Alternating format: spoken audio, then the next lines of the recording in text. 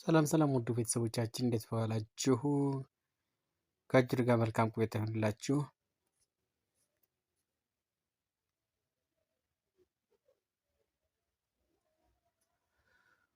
ሆሎ ሆሎ ውድ ቤተሰቦቻችን እንዴት ናችሁ? ከእጅር ጋር መልካም ቆይታ ይሆንላችሁ። በዛሬው ፕሮግራማችን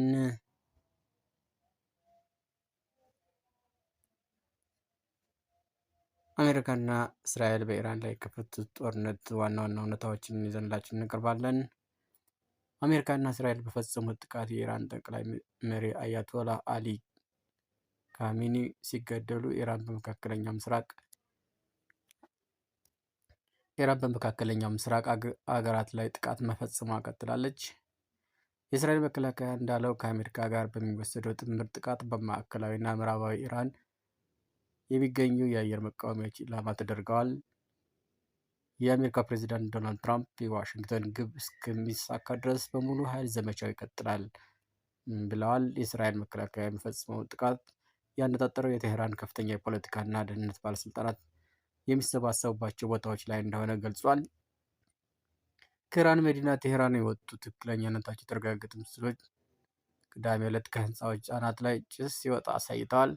አሜሪካ እና እስራኤል በኢራን በፈጸሙት ጥቃት ቢያንስ ከ1000 ሰዎች ተገድለዋል።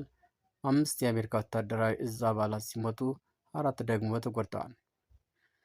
በኢራን ደቡባዊ ክፍል ሚና በሚገኝ የሴቶች ትምህርት ቤት ላይ ቅዳሜ ዕለት በሚሳኤል ጥቃት ደርሶ ቢያንስ 153 ሰዎች መገደላቸውን የኢራን መገናኛ ብዙሃን ዘግበዋል።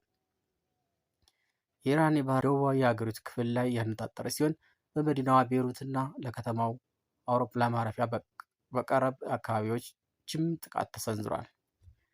ኢራን ጥቃት የፈጸመችው ኢራን የአጸፋ እርምጃ የወሰደችው በባህረ ሰላጤው ሀገራት በሚገኙ የአሜሪካና የእስራኤል ጦር ሰፈሮች በሚገኙባቸውና ወዳጅ በሆኑ ሀገራት ላይ ነው። በኳታር የነዳጅ ማምረቻ ላይ ጥቃት ተፈጽሟል። ከዚህም የሀገሪቱ መከላከያ ሚኒስቴር የኢራን 2 ተዋጊ አውሮፕላኖች፣ 7 ሚሳኤሎች እና 5 ድሮኖች ማክሸፉን አስታውቋል። የእስራኤል ቤርሸማሽ ላይ እሁድ ዕለት በተፈጸመ የሚሳኤል ጥቃት 9 ሰዎች መገደላቸውን የአደጋ ጊዜ አገልግሎት አስታውቋል። በተባበሩት አረብ ኤሚሬቶች ላይ በደረሰው ጥቃት የቱሪስት መዳረሻ በሆኑት ዱባይና አቡዳቢን ጨምሮ 3 ሰዎች መገደላቸውንና ብዙዎች መጎዳታቸውን የሀገሪቱ መከላከያ ሚኒስቴር ገልጿል። የኩዌት የጤና ሚኒስቴር እንዳለው እሁድ 1 ሰው ተገድሏል። አሊ አልሳሌም የአየር ኃይል ሰፈር ላይ በርካታ ሚሳኤል ቢተኮስም ማምከን እንደተቻለ ተገልጿል።